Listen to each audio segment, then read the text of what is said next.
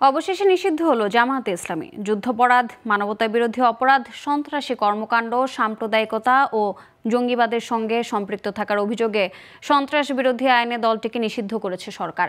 একই অপরাধে তাদের ছাত্র সংগঠন ইসলামী ছাত্র শিবিরকেও নিষিদ্ধ করা হয়েছে।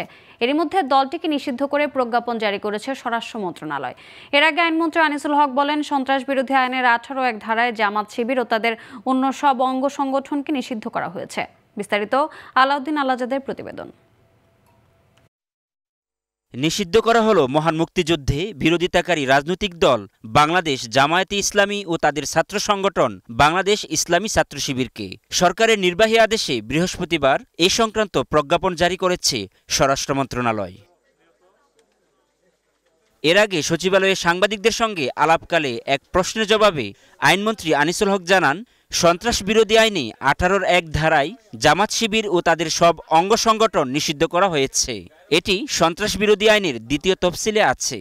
সন্ত্রাস বিরোধী আইনের 18(1) ধারায় জামাত ইসলাম এবং ইসলামী ছাত্র শিবির এবং তার অন্যান্য যে অঙ্গ সংগঠন সেগুলিকে সরকার নিষিদ্ধ ঘোষণা করিল এবং এটা সন্ত্রাস বিরোধী আইনে যে দ্বিতীয় তফসিল আছে সেইখানে সেই নামগুলো সেই তালিকাভুক্ত হবে।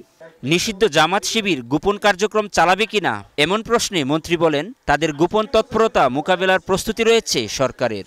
আন্ডারগ্রাউন্ডে যেতে পারে, আন্ডারগ্রাউন্ডে অনেক দল গেছে, অনেক দলের কি হয়েছে আপনারা নকশালবাড়ির আপনারা যা ইতিহাস জানেন, তো সেটা অনেক দল যেতে পারে আন্ডারগ্রাউন্ডে, কিন্তু আমি আগেও বলেছি সেইটাকে মোকাবেলা করার মতন প্রস্তুতি আমাদের আছে। 2013 সালের 1 আগস্ট জামায়াতের নিবন্ধন অবৈধ ঘোষণা করে রায় দেয় হাইকোর্ট। এরপর 2018 সালের 8 ডিসেম্বর দলটির নিবন্ধন বাতিল করে প্রজ্ঞাপন জারি করেছিল নির্বাচন কমিশন। আলাউদ্দিন আল আজাদ, গ্লোবাল টেলিভিশন, ঢাকা।